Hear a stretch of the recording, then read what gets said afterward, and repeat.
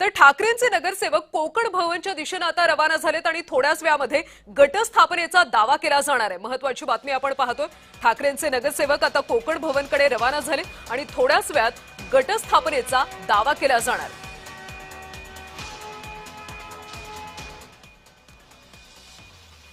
आणि अधिकची माहिती देत आहेत आमचे प्रतिनिधी महेंद्र जोईल। महेंद्र, हे सगळे नगरसेवक आता कोकण भवनच्या दिशेने रवाना झालेले आहेत। गटस्थापना नेमकी कधी होईल, कोण गटनेतेपदी विराजमान होईल, काय माहिती?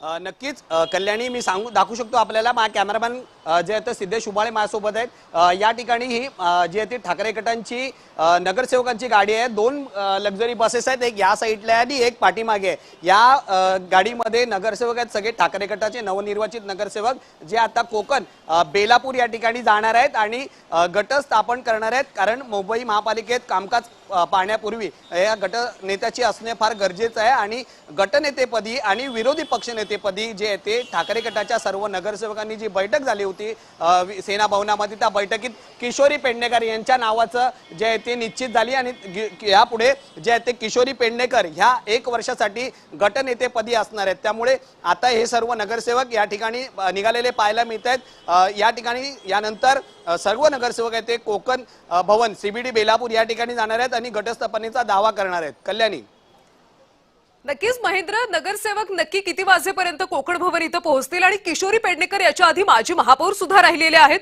आणि तेच आता गटनेतेपदी नियुक्ती झाली, त्यामुळे सध्या शिवसैनिकांच्या नेमक्या काय भावना आहेत?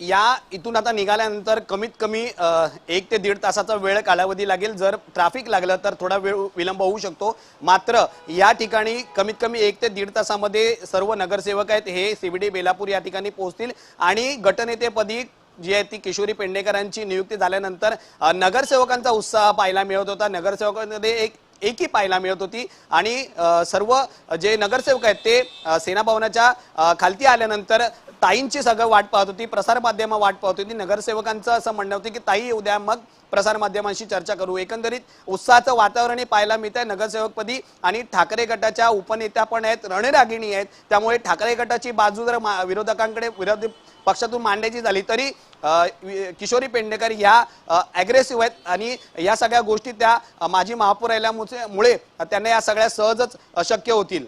कल्याणी, नक्कीच महेंद्र, धन्यवाद या सगळ्या सविस्तर माहितीसाठी।